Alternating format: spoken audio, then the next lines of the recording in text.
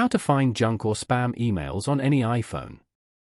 To get started, first of all go ahead and open up the Mail application on your phone. Once you're here, go to the top left corner and go to Mailboxes. Then, go to the iCloud section and tap on Junk. You can view all your junk mails over here.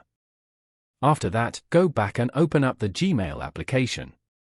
Once you're here, go to the top left corner and tap on the 3 horizontal bars. Scroll down and go to Spam.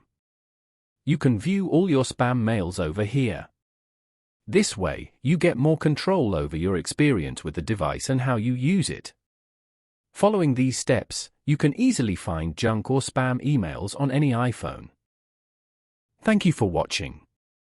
Please leave a like if this tutorial helped you, or leave a comment below if you have any questions related to the video.